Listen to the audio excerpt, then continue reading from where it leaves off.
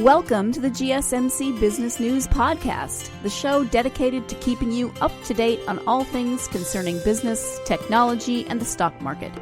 Get a head start on the day as we keep you updated on the latest goings-on Wall Street, money, jobs, and technology. If you're looking for a podcast to keep you informed and ahead of the game in business, the GSMC Business News Podcast has you covered.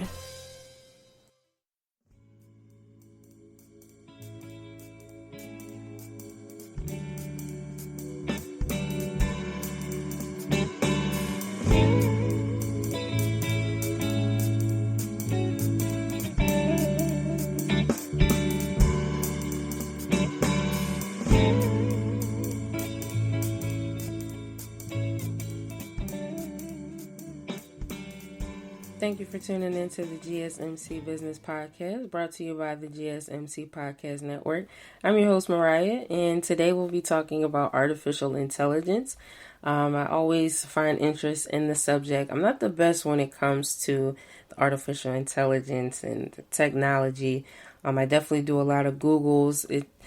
Some people just have the tech gene, I guess, and I'm not one of them. So I love staying up to date on the topic, being made aware of what's going on, because it is something that I know is going to continue to grow over time.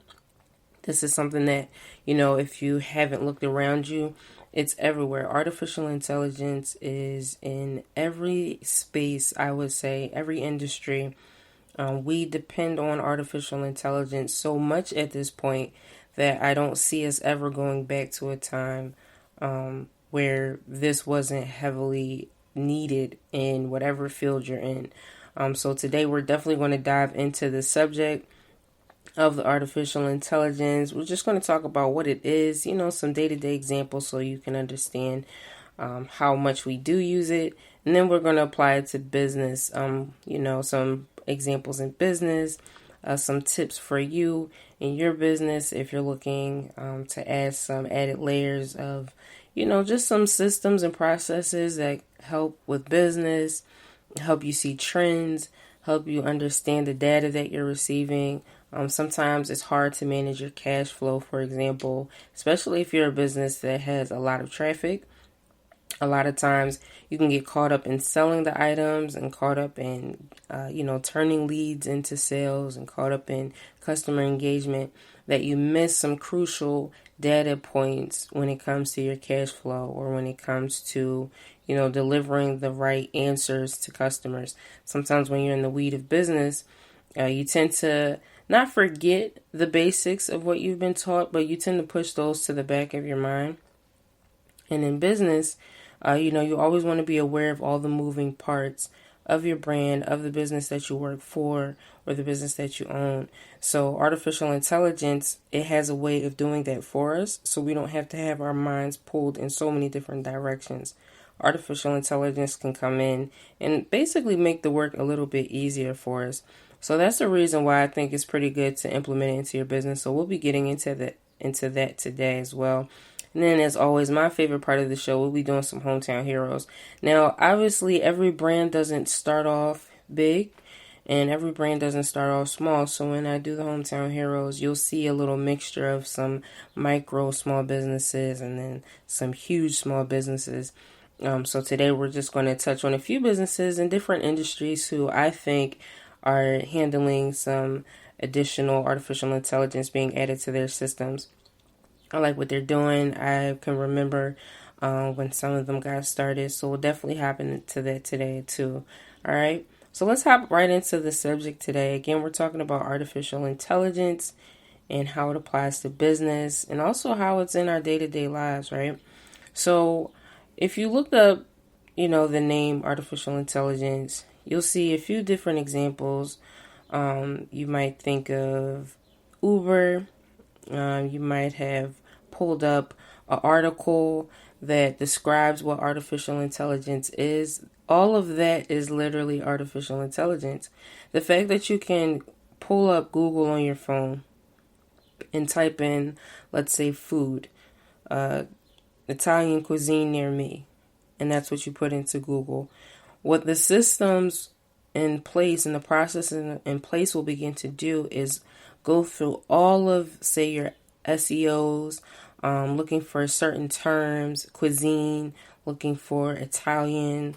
They're looking at your location. Where are you? I'm in Philly, so they would begin to search the surrounding areas where my zip code is, and they'll be able to pull up different restaurants that I can get food from. All of that is because of a process and a system that's already in place. So in your day-to-day, when you're not even thinking about it, you're using artificial intelligence. The fact that the system can look at patterns and say, okay, this shopper tends to look for Italian cuisine every other week. They also tend to shop every other week, so that must be around the pay schedule, or just the time that they decide to shop. What the system will begin to do is look at the pattern. So it's not that, I think when it comes to artificial intelligence, you have to kind of pull back the glitz and the glam of the Hollywood movies, like fear all of artificial intelligence and robots are coming to take over. When you really pull that out of your mind and just look at the information for what it is, you'll begin to see why you'll see Google ads come up on your phone. Or if you're scrolling through your favorite Instagram page, you'll see an ad every 3 or 4 photos or videos that you watch. That's because the system is just looking at patterns, and then it's predicting when is the best time to show certain ads. So around that time that you're looking for your Italian cuisine and you're looking to shop, your system or your phone, or what's going on in the background of everything that you're typing in, it's going to start predicting those specific times that you do it, and then it'll begin to start suggesting different places that you can go, different shops that you can get your favorite, say, sportswear from, things of that nature. That's all artificial intelligence. So the day-to-day things that you do, I think it's a good thing. Sometimes it does come off, we're human. It does come off just slightly creepy. You were sitting there talking to somebody about something, and then you'll see maybe 2 or 3 days later an ad for what you were talking about. You're kind of looking around like, what's going on? But your phone is keeping track of certain things that you're searching in Google. You might have searched for something that you were talking with somebody with, and then they go off of your search history, and then they are able to see, what exactly you're looking for, and then again, those suggestions will start popping in. Artificial intelligence is meant to act as the brain. I like to think in a lot of ways. It's just like the blueprint of the human mind, and it starts to analyze data. It begins to understand the data. Not in the same way of humans, so we emotionally can understand things. Artificial intelligence, or basically that machine that's running, it's not feeling any of the emotions of it. It's told to make predictions, it's told to offer suggestions, it's told to calculate data, and it does that. And the more that it does it, it's basically like repetition. The more it does it, the better it gets at those predictions and at those suggestions without you having to input that information. So that's really, I would say, the background, a very simple breakdown of the artificial intelligence. And again, we tend to use it every day. So remember, when you put in to your, I like to go to Google Maps. I type in everything in Google Maps. So I get a bunch of suggestions and ads and things coming in because I'm always looking for something fun to do around me where I can socially distance. I can check if I'm going to, say, go bowling or go play golf or something of that nature. I can look up the specific place, and it can show me the times that it's the busiest. It can show me all of the company's information. I can see a bunch of reviews on the brand. Those are types of artificial intelligence when you use the GPS and Google Maps. Even when I have an iPhone, and sometimes I don't use the face recognition app. It's just easier for me because I'm, again, not the best with technology. So sometimes I like to be old school and type a pin in or type in a password to open up something. So sometimes I don't use it, but for a lot of convenience, I do use the facial recognition feature on the phone. And Basically, the same way like a baby would begin to start being able to recognize, okay, this is my hand, this is my foot, okay, this is my nose, these are my ears. It's the same way that the artificial intelligence machines operate. So with whatever system you're using, it's almost the same way. It begins to understand, okay, you took the picture of yourself or you took the video of yourself rotating your face, and then it begins to pick up points on your face. And it begins to create this, it's like data, like data points, say on a graph, and it can begin to point out the different features, and that's how it recognizes your face. So it's not the same as, me and you. We can look at each other and remember, okay, their eye looks like this, their nose looks like that. The artificial intelligence, it can see that, but it's making more of a geometric type graph for itself. That way it's able to recognize it. So when you go through certain systems, you might get, if you've ever worked somewhere like myself, you had to have your face scanned in order to get into the building.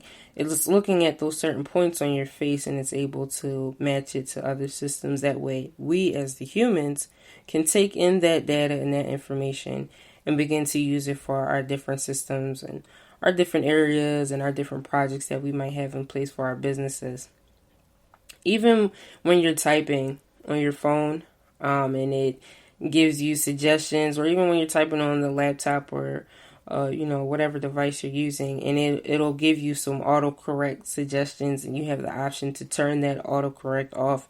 That's another example of a machine it's basically being filled with data, almost like being fed with food. So every time you type, it begins to learn your typing patterns. It begins to learn words, and systems get updated. So then all the data that system is collecting, like example for a Word document, Word, the system that you're using, it collects data with all the users, and it's able to see word suggestions, different languages, and that's why you always have to do an update every so often, because now it's being filled with more data. It's able to better enhance its services. So now when you're typing, they know what you're talking about. If you might have to spell a new word that just got added to the dictionary, those systems get updated because of repetition. It begins to see that word over and over, and then it can help with suggestions. So that's another way, just something very small, where artificial intelligence is in play. Another day-to-day type of artificial intelligence that you might not be aware that you're even using is, say for example, I use Shazam. I think it's a pretty cool app. There's a few different apps similar to it. So if you hear a song playing, you can go to the app, you would press a button in the app, and then you would either hold it down or you would click it, something of that nature. And it gets fed the song, and then it goes through its data bank and goes through its system, and then it's able to give you the name of the song or something similar to the song. It could even give you something as simple as the producer of the song, or someone who was the drummer of the song, or the songwriter if it can't pull the exact song. It's going to be able to pick up something from the information that you're feeding it, because it's been doing this over time. And again, that user activity from all the users that are using it, the system is taking in that data, taking in that information, and it's going to continue to give you suggestions. And again, it goes by what you put into it. So that's why you always get suggestions that are similar to what you're looking for. Or you might be typing in an article online, and it'll pull up something close to your zip code. So if it's something happening in your neighborhood, and you put it in your Google search, and your location device, your location is on your device, then the system will begin to pull that kind of information. Even down to chatbots, when you go to a certain website and you have a question, you don't want to actually talk to a live person. There are chatbots, or what some people might know as avatars. They are basically an augmented person, and they're able to speak with you. Sometimes you can hit play, and the system is actually talking to you through this avatar. or you can just simply type and it'll be able to pull up what you're looking for based off of commonly asked questions. You can't be too specific, I've learned. So you might have to say, very simply, yes, I need this. No, I don't need that. And it'll be able to give you some better suggestions. Again, these are machines that we, the humans, are feeding. So it's only going to be able to do as much as we give it. So that's why, it's interesting to see how much we use it during our day-to-day life, because again, every industry is now beginning to see that a lot of consumers, no matter, again, what industry you consume, a lot of consumers are depending heavily on their phones, their smart devices, and looking for even smart cars and all types of technology. There's smart homes. There's so many ways that you can implement this or that you can offer this to other people, to other consumers. So again, today we're talking about artificial intelligence, just giving some examples of how we see it in our day-to-day life. And when we come back from the break, we'll get into how, we see it in business, some examples for you, and then we'll be getting into some hometown heroes. All right, so stay locked in. We'll be right back.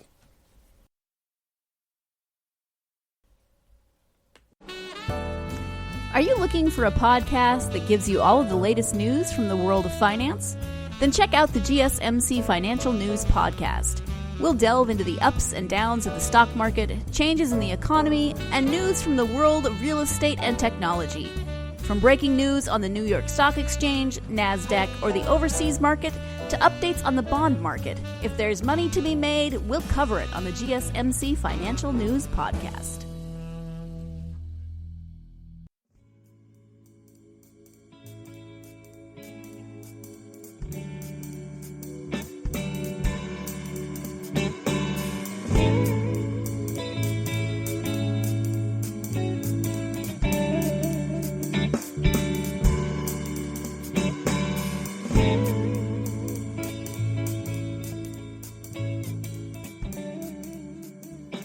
And we're back, and again, today we're talking about artificial intelligence. Just gave some examples of how we see it in our day-to-day lives. You see artificial intelligence in the way that you bank. I would say that that's one of the ways we've been most heavily introduced to artificial intelligence, is the fact that we can pay for things online. There were automated systems in place towards, I want to say, the early 2000s, where you could call in and it'll give you some automated options for what you can do. And then you got into being able to pay without needing a live representative over the phone. You can just put in your card information or press a certain number, and then you were able to, the system was able to pull your information based off of the account number that you entered. And then from there, you could do payment options. You could check your balance. Little simple things that we just are so used to doing now, at one point in time never existed. So that's the beauty in artificial intelligence. There are, some disadvantages of using artificial intelligence, like the high cost of implementation. So although we like to use it in our day-to-day, it may be hard for the small business owner or for the company that can't afford, the top-of-the-line artificial intelligence just yet, to implement and set up these kind of machines and computers and systems. There are a lot of huge costs attached to the detail and the complexity that's needed to get these systems rolling. So the expense, it continues to rise as you get into maybe repairs and maintenance. Again, there's always different updates that are going on. If you've ever owned a laptop or owned a phone, you'll understand that every now and then there has to be some type of system update. That actually, that costs money. So in order to have a system that doesn't need as many updates, you have to be able to, afford certain systems that are not going to break your financial budget for your company. So you'll see that a lot of smaller brands are still either building these systems or they are just trying to use what they can And you'll see a lot of the big brands who have the revenue to afford the top of the line systems. So that's why you're going to see the difference in maybe a big business as compared to a smaller business, simply because the cost to implement these things is rather high. So you want to be mindful of that. Sometimes there are systems in place that could be better, and so a buyer or an investor may look into owning that, or they might again have the funding to really buy that and take it and make it better than than what it is. So the cost of it can be gripping of a company's budget, so you want to be mindful of the systems that you're trying to implement. When Apple acquired Siri, it was around $200 million, the cost of that acquisition. So again, this isn't something that a fresh out business owner may be able to afford. However, if you have investors and you have the funding, I say focus on the systems that you can have in place to make that customer experience a better experience, to help you understand the data from your customers, to help continue to build that revenue. It takes money to make money, so you just want to keep that in mind. Another disadvantage I would say is that you can't replace a human. As much as you can put systems into place, it doesn't ever equate to the same type of innovation that you can get from the human mind. We are species on this earth that are, I would say, the movers and shakers of everything. Everything you look around and see, it's a human attached to it. Well, if you take that human away and you put a robot attached to it, you're going to begin to get repetition, because again, the systems that we have are built by us and they're fed by us. So we are above those systems. We can make them better. We can help the systems make themselves better. But at the end of the day, again, it's what we feed them. So even though, again, like I was saying earlier, you just might have to pull back from the Hollywood scare of, artificial intelligence is going to take over. To me, there's just no comparison when it comes to that type of innovation. These systems are in place because someone sat down and thought, how can we create something to help us continue to further and advance our society? So, that's I would call that a disadvantage of artificial intelligence, because again, it gets fed everything that it needs. So just want to keep that in mind. And again, that creativity, the system cannot create. It can only repeat what it's been taught. Now, for now, so that's a caveat. I do see in the future systems being able to have been so advanced that it is able to begin to create. So I do think eventually we'll begin to see those kind of systems and artificial intelligence in place. However, I just don't see that happening too soon. So for right now, I would say that they do lack a little bit of creativity because, again, we're constantly feeding these systems. And then the other disadvantage for artificial intelligence is that some people just aren't ready for it. Some people aren't ready for it to take over society. A lot of people are fearful that they'll lose a job or that, they'll be replaced. So it's definitely getting a pushback from certain industries and certain consumers, because unemployment is a real thing. If you've been paying attention to the news right now, and you can see the pandemic's impact on, the working class. Unemployment is just at an all-time high, and the last thing people want is to create a system or to have created a system that eventually replaces them. So that's just another disadvantage, I would say, for artificial intelligence. But again, we've mentioned some pretty good advantages for it. So although everything has its plus and its minus, or its good and its bad, I do think that artificial intelligence is good for the culture. I think it's going to continue to advance us. We're going to be able to create and do and innovate and collaborate on things that we haven't seen in our lifetime. So I'm definitely a fan of it. So when it comes to, applying that to business, you'll begin to see that a lot of businesses are trying to implement this new technology. They're trying to stay ahead of the race. It's always a race when it comes to innovation. Innovation is one of those things, and artificial intelligence is just one of those things where if you're paying attention to that part of business, you'll see that there is always a race to be the first or to be the first to have. So like for example, when you see a new phone drop, the avid shoppers of phone devices always want to be the first ones to have had the phone, tried it out, made their review. So there's definitely some good things about it. And a lot of businesses are seeing that. They're understanding that consumer usage, and they're trying to stay ahead of the game. So some examples of some products and services that use artificial intelligence, for example, are the robot vacuums. So, it's like a little circle vacuum. Some commercials, they'll have a little cat spinning on it. You just press a button after it's been charged up. So you do have to plug it in. Some of them have a special dock that you put the vacuum in, and it charges up. And then it looks around the room and scans it. It pinpoints, the different blockage. So you might have some toys out that you might want to put up.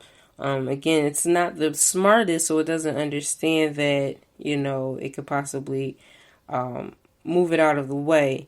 As fast as some of those little robot vacuums go, it could probably, I'm sure one day it'll be able to extend some arms and push it into a bin or something like that. But for now, we just have the ones that just spin around the room. So it looks around the room, it scans it, it sees all the blocks, or you might have an ottoman in the way, and it begins to learn the room, and then it goes around and vacuums. And it, over time, once you begin to use it more and more, it'll be able to look around the room and figure out the fastest, most efficient way to vacuum the room up. So that's just one example.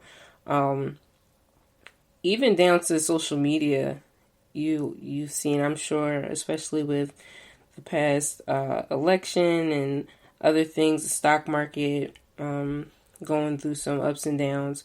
You on Twitter, if you've been using Twitter, by the way, make sure you follow us on Twitter, where we tweet every day different articles with trends and different business topics, and giving updates about the different episodes that are coming out.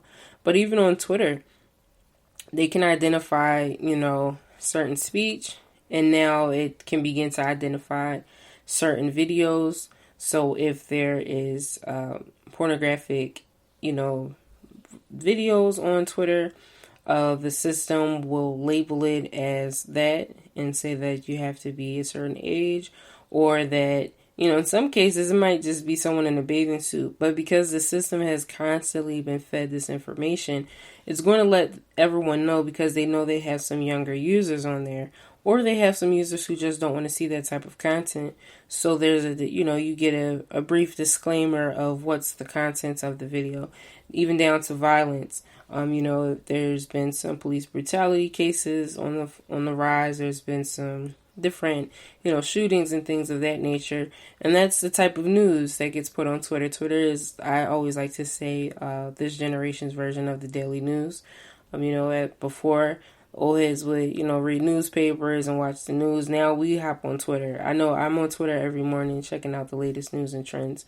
So if there's a violent video on there, Twitter will identify that kind of video, and it'll be able to let me know, hey, this is a video containing violence.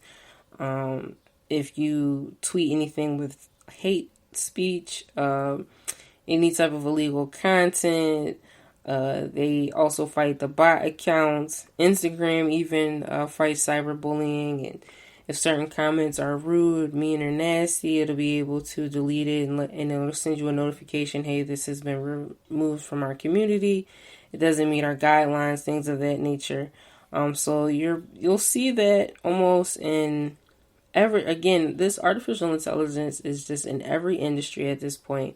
I feel like if you just sit around and just think of all the things that you use, the different systems that you're touching, I feel like at this point, if it powers on, if there's a power button on it, it has artificial intelligence. So, You just want to pay attention to your surroundings and, see what's going on around you, see the different systems in place. Even there's, on some of the newer homes, there's the smart thermostat. So you'll be able to monitor your home activity. You can download your local energy company's app on the phone device, or you can log in online and you'll be able to see the very device that's attached to your home. You'll be able to go online and see exactly how these, brands are, using the activity in the home. They look at the watts, see how many, times you turn on the light off and on per day. It'll begin to make predictions. I know there's certain apps where you can leave notes for yourself and similar to Siri and Alexa, and it'll let you know, hey, make sure you turn the bathroom light off before you leave, and things of that nature. So there's a lot of different things in the home that use artificial intelligence. I feel like these brands have the revenue to really continue to increase exactly what you're getting when you purchase with them. So you'll always continue to see new devices come out. So a company might have just dropped a device this year, next year around this time, or even in the fall, close to the holiday spending time, you'll see a new device come out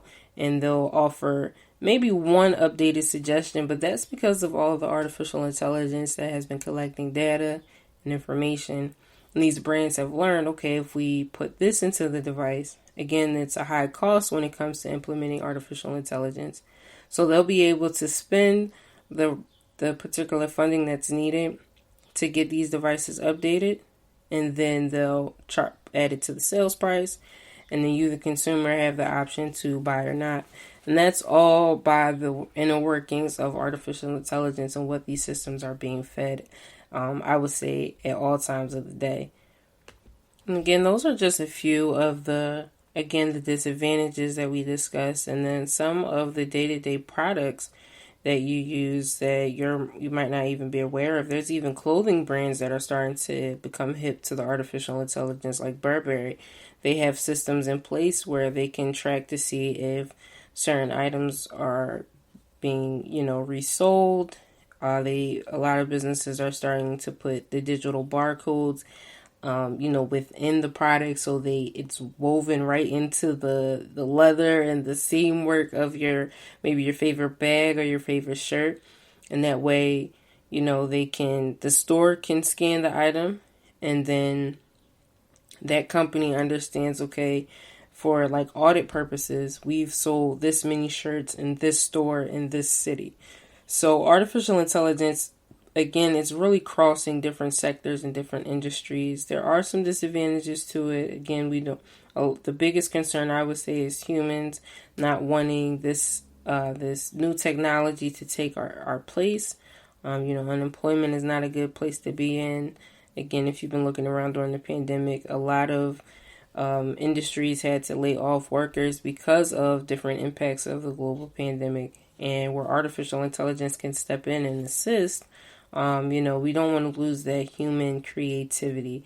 So during this time, you might just want to start being creative and innovative and figure out different ways that you might be able to implement it into your business, maybe to grow some profits and some side, residual income. So we're going to take a quick break, and when we come back, we'll get into some ways that you can implement it into your business, and then we'll get into our hometown heroes. All right, stay locked in. Do you work in the world of marketing and advertising? Are you a media buyer or the owner of an agency? Have you been looking for a podcast to help stay on top of all the goings on of those worlds? The GSMC Marketing News Podcast is dedicated to keeping you up to date on all things concerning marketing and advertising. Get the latest marketing news, from what major businesses have planned for the coming year to the newest trends in advertising, from podcasts, digital and streaming, to the old standbys of radio, television, and billboards. The GSMC Marketing News Podcast has you covered, whether you're a marketing agent or a business trying to expand your brand.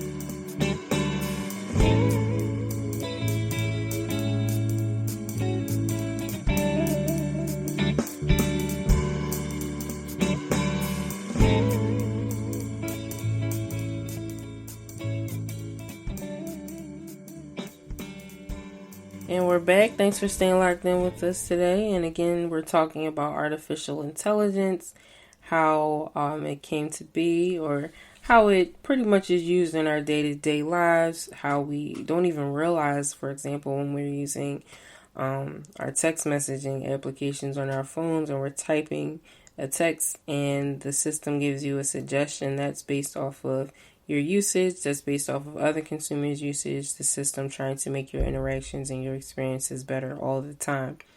This is different ways that we see artificial intelligence, even down to certain devices that we use in our homes, like the robot vacuums, and how it scans the room and it figures out the best way to vacuum the room in the most efficient and quickest way by using the least amount of energy. Even the charging dock has power safe modes in some cases, depending on which vacuum that you're using, even down to social media and how, it protects you from certain inappropriate videos that you might see. It also protects from hate speech and information that's not real. It does fact check to make sure the post that you're passing off as facts is not being used as facts by other viewers on the social media applications. So artificial intelligence is in our day-to-day lives. A lot of people have their hesitations about it because we don't want that to take over, us as humans and what we do.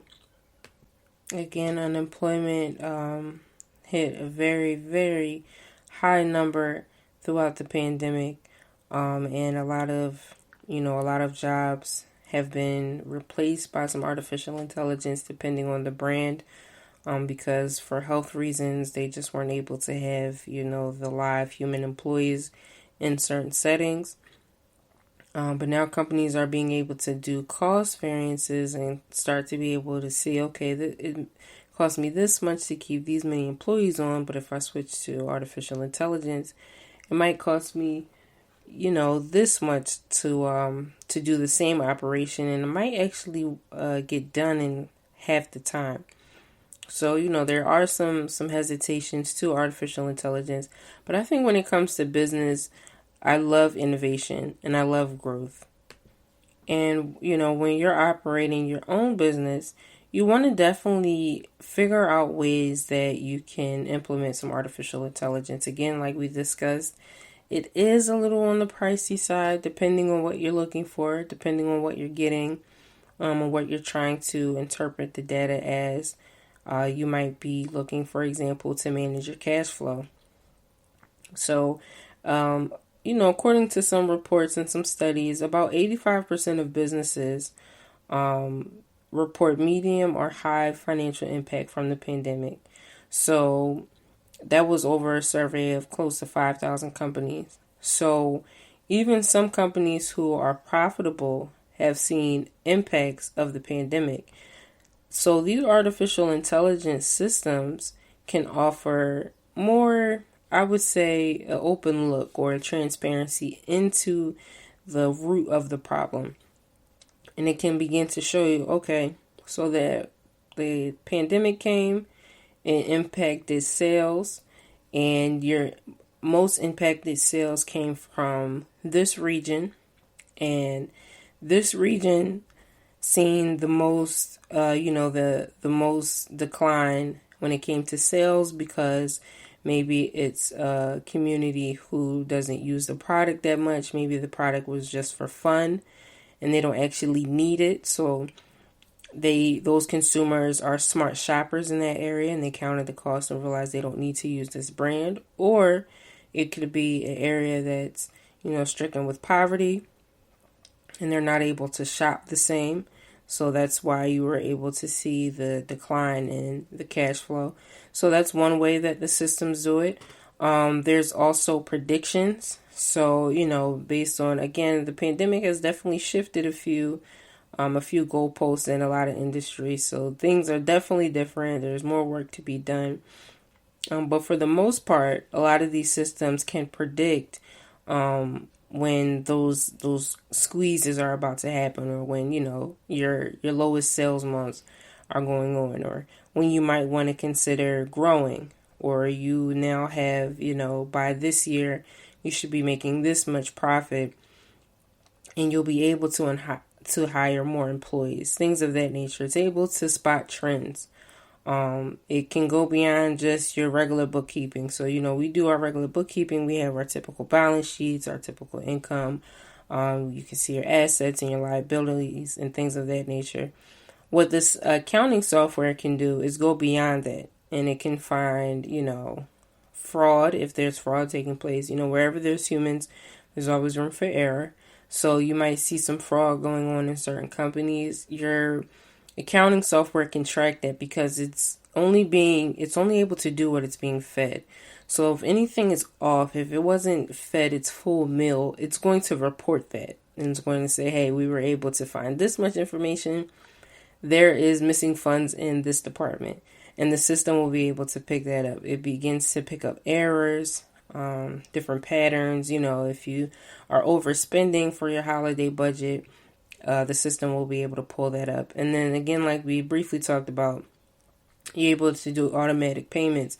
So, it might automatically come out of your account.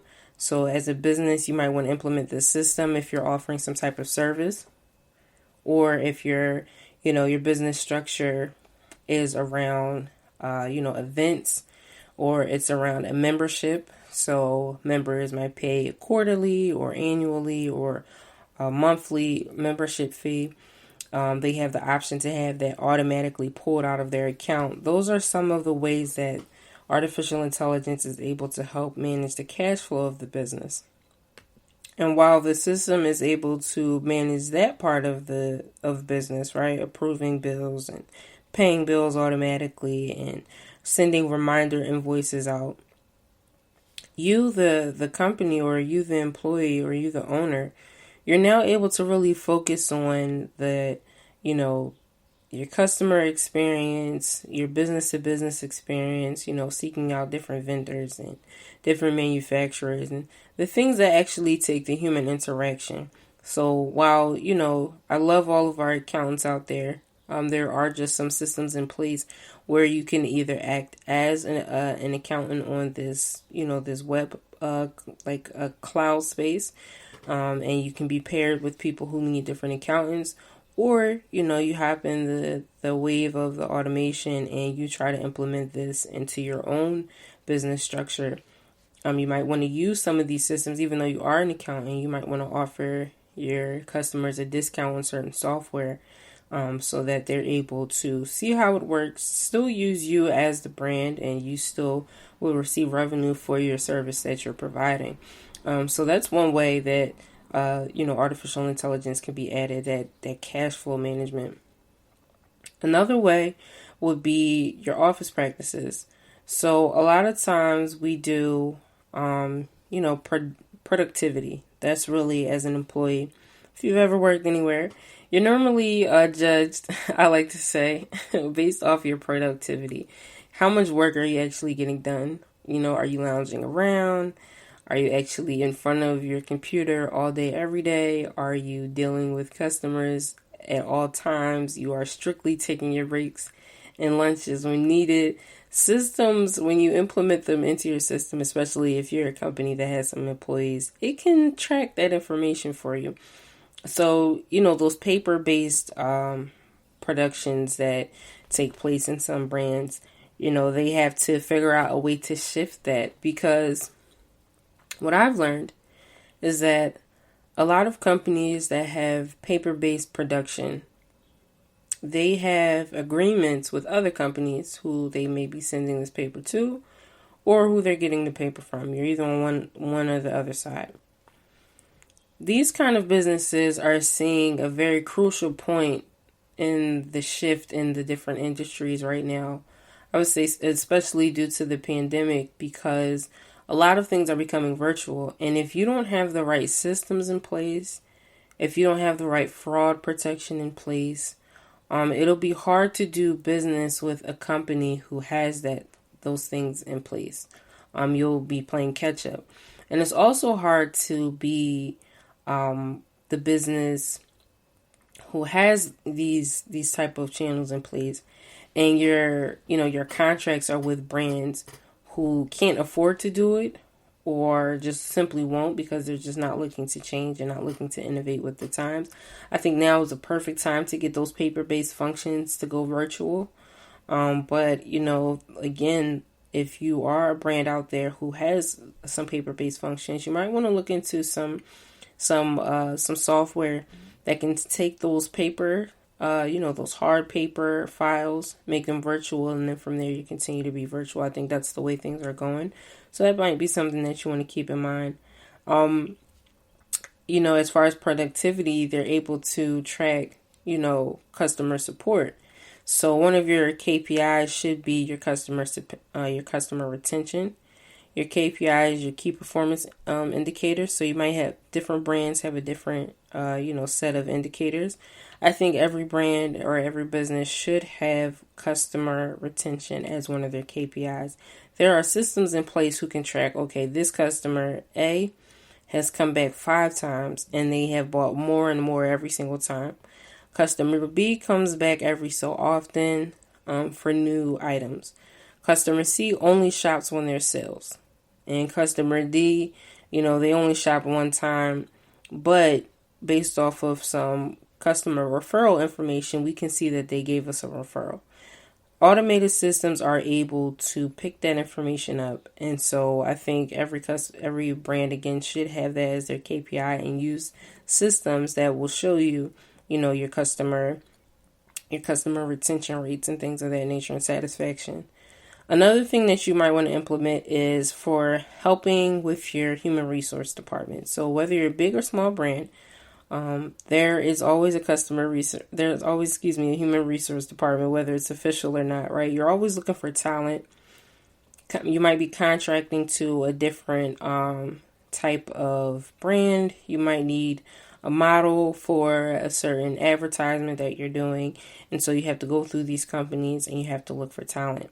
If you have certain systems in place, it can already do that for you. You can have your certain resources in place so that you're able to just reach out through the system, let it know what you're looking for, who you're looking for, why, when, where. It can be as detailed as possible, and it'll begin to do the work for you. So where you had to in the past talent recruit, it'll actually scan different profiles, scan resumes, see how much history they have, see how much experience they have, and let you know based off that data which new hire or which new contract would be the best. And then I would say it improves retention, because if you have done your research and you see that, this is the best employee or this is the best contract, you might have a repeat employee or a repeat contractor. This employee might, bring in other strong employees. There's always employee referral programs. These systems can scan to make sure, hey, okay, they referred an employee.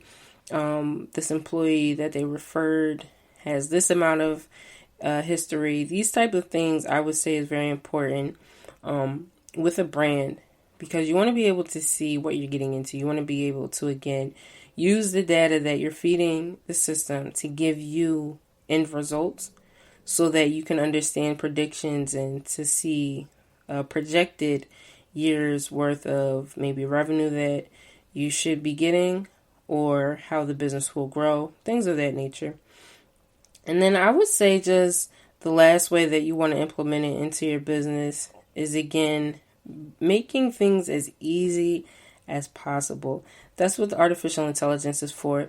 I feel like as business owners, you want to be mindful of how much work you're doing and how much time you're spending on it. Time is a very big commodity, I think, that can be wasted if you're overworking yourself. So these systems, you want to definitely implement them because, again, it's able to help you see predictions. It's able to help you see how many customers come back and what customers like and what they don't like. And they love your sale item, so you'll understand that that's a good item to have. You might want to take your sale item and make it your regular hot product or something like that. That's what these systems are in place for, is to help make life easier, right?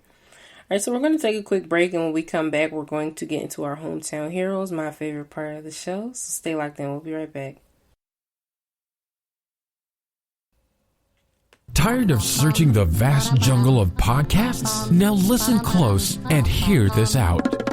There's a podcast network that covers just about everything that you've been searching. Hey! The Golden State Media Concepts Podcast Network is here. Nothing less than a podcast bliss with endless hours of podcast coverage. From news, sports, music, fashion, cooking, entertainment, fantasy, football, and so much more. So stop lurking around and go straight out to the Golden State Media Concepts Podcast Network. Guaranteed to fill that podcast itch. Whatever it may be. Visit us at www.gsmcpodcast.com. Follow us on Facebook and Twitter, and download us on iTunes, SoundCloud, and Google Play.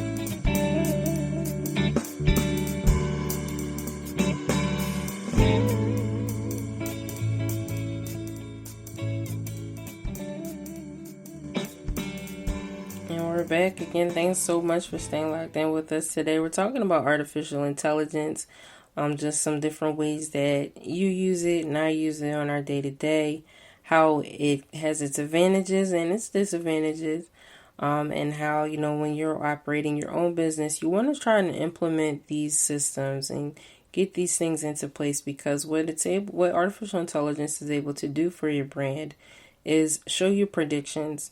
It's able to help you see predicted revenue. It's able to help you do your bookkeeping, but even digging deeper into patterns and checking for fraud and checking for errors and checking for miscommunicated data. And, you're able to keep an eye on customers. You're able to track their spending. You're able to see how they shop, how they refer people, if they refer people, social media. That's another system that you will want to use. It's able to show you which customers are actually interacting with you online and who are your champions, which customers are out there basically doing your free promo that you don't have to pay for, who's out there advocating that this company is the best. So implementing some artificial intelligence into your brand, I would say is very important. It's a very good idea. And it definitely help you in the long run. So right now we're going to get into our hometown heroes, just some brands that I've stumbled upon that I think are pretty good, that you might want to consider for your business. You might want to, see about, different ways that maybe you could implement it for yourself. I never encourage to, bite off of another brand, but there are different ways to see what's going on around you. Take a look at the landscape of the industry and, create your own identity within your niche. So one brand that I think is, I stumbled across them, I want to say a little while ago, maybe about 2 years ago. I really like what they do. They've developed a technology that helps you to perfectly fit into your clothes. So it scans your measurements and it helps you understand, the size of, maybe if you're a male, your suit jacket. You can order masks from them, all types of things. You can even take those measurements and you can give them to, a personal tailor that you might have. So back in 2014 is around the time that it got started. It's called M Tailor. You can go to their website, www.m as in man or Mary, Tailor, TAILOR.com, and you can check them out. So what you do is you place your phone or your device, whichever device you're using to scan your measurements. You would take this device, you would put it down, and you would hit measure, and then it begins to scan your whole body. You would just walk in a circle or spin around. And I want to say in under about 15 seconds, it gets all of your measurements. And apparently, based off the data that they've done, it's 20% more accurate than an actual tailor. So that's definitely something that I think is pretty cool. That's another way, again, how artificial intelligence can really advance business operations, because, if you're known as the brand who has the most accurate, measurements for tailoring, right now there's a boost in the fashion industry. A lot of custom items are being made. A lot of shoppers are loving the custom wave that's going on right now. So if you're one of those type of brands, you might want to take a look into some software like Taylor uses. Started by 2 Stanford grads, and they had computer science backgrounds, and they wanted to solve needs for everyone, and that was just getting clothes to fit. Everyone's always constantly, looking for the right place to shop. Everyone has a favorite pair of jeans because they just fit a certain way. They know exactly how they're going to fit. So what Taylor does is it takes that same, plays on those same emotions, and it makes sure that you have the best measurements for what you wear. And that way, you can shop accordingly and feel good with what you're buying, right? Nothing is better than when you look good, because if you look good, you feel good. So shout out to Taylor. I like what they're doing. I think, again, if you're a brand out there and you're trying to figure out different ways to implement some new systems, that's something that you may want to look into.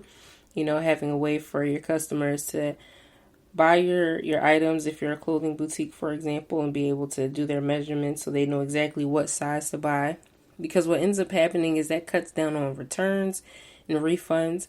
And if you've been listening to our episodes, there was one episode we did about the courier industry and logistics and how customers hate returning items because it's such a hassle. So if you're a clothing brand and you have this type of system in place, that could cut down on some of that, and you can shift some time and focuses to some other parts of your business.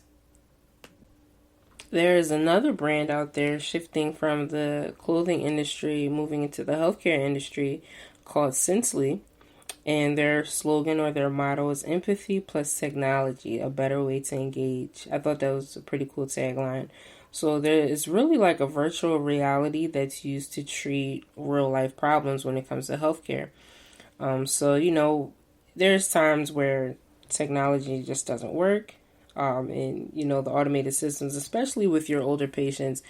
I used to work in a few call centers, and I used to help some older patients in one job setting, and they were so happy when I was finally on the phone. They're like, finally a real life person that I can talk to, because, it's just kind of difficult when you're already dealing with an ailment or dealing with the issue, and then you might be by yourself in some instances, and you might have to give a call and check on some insurance claims and some bills and things of that nature.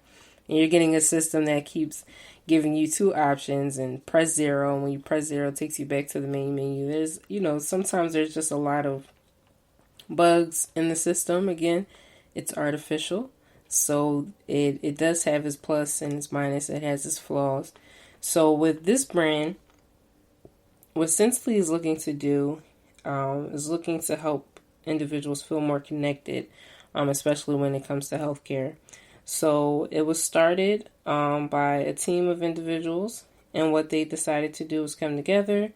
They did some research on the use of avatars to enhance some sensitive conversations with, some clinics and facilities. And the original test or the study was done with veterans who were suffering from PTSD. So from that, they were able to see how they interacted with the technology, and it was better than just speaking on the phone or, again, that system that keeps messing up.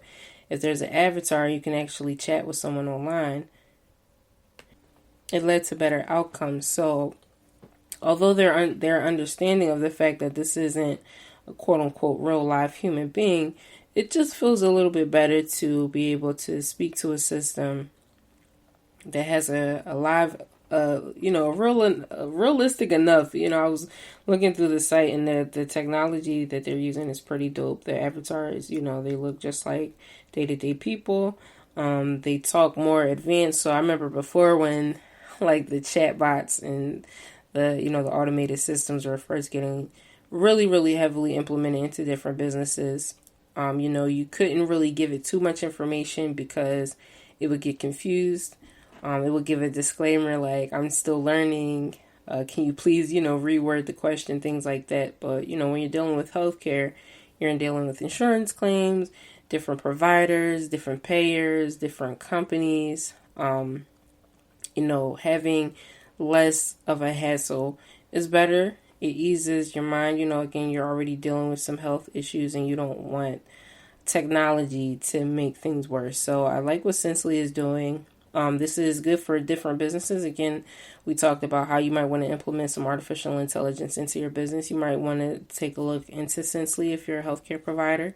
I know there's a few around my city that are popping up. They're looking to provide some healthcare and some different services for elderly and the disabled communities.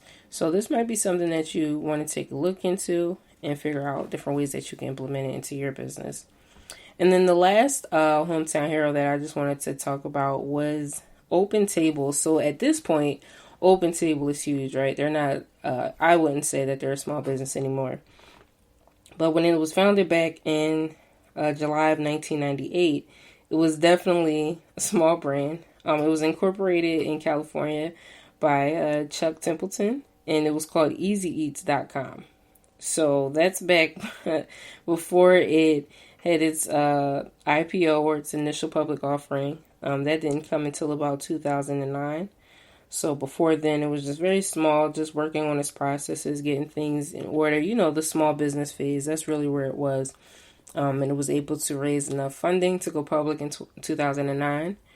And then in October of 2010, it was acquired by Top Table. And that was in the UK. It was a restaurant reservation type of site where you can go and reserve different restaurants, for you or some friends. So it was acquired by them. And then in 2013, they announced that they've entered into an agreement to get Food Spotting. And then from there, in 2014 and beyond, it began to grow even more. And then that's when it became Open Table. And then it's named Debbie Sue as the new CEO. So the company has definitely gone through some changes. I like what they do. So what the app essentially does, I have the app as well. So I was definitely interested in learning the background of it. What you do is just maybe type in a type of food that you want, or you might type in, a certain restaurant that you're looking for. And it kind of works with booking.com. So you can type that in, and then from there, it'll let you know the restaurant's capacity, if there's any openings, how busy it's going to be with the day that you're looking for, things like that. So I think, with the rise in, if you listen to the last episode, the restaurant industry is on the rise right now with some new innovative, faces breaking into the market. Being as though you're starting off in a very pivotal point in the market because there's a shift going on, you might want to be the ones who already have this implemented and not be the type of company that has to, see the trends happening and then add over time. You might want to go, just come out swinging. I would say now's the time. It's a lot easier to do. There's a lot of apps in place now that weren't in place before that you can use to help grow your brand and grow your business. So shout out to those hometown heroes. I think they're really doing an awesome job holding it down. I use some of them, so definitely wanted to pass that information along. That wraps up our episode today. Again, we talk about artificial intelligence. I just want to thank you all for listening to the GSMC Business Podcast. It's brought to you by the GSMC Podcast Network. I just, again, want to thank you so much for listening. Make sure you follow us on Twitter. We're constantly talking on there about new episodes coming, different business industries and trends. So make sure you follow us on Twitter. And make sure you leave a review on these episodes. Let me know how I'm doing. Let us know how much you love us. At least some stars and reviews. Make sure you like, share, and subscribe. All right. Again, thanks for tuning in. Peace. You've been listening to the GSMC Business News Podcast, part of the GSMC Podcast Network. You can find this show and others like it at gsmcpodcast.com. Download our podcast on Apple Podcasts, Stitcher, SoundCloud, and Google Play. Just type GSMC into your favorite podcast app to find all of the shows from the GSMC Podcast Network. From movies to music, from sports to entertainment, from business news to weird news. Please subscribe to the podcast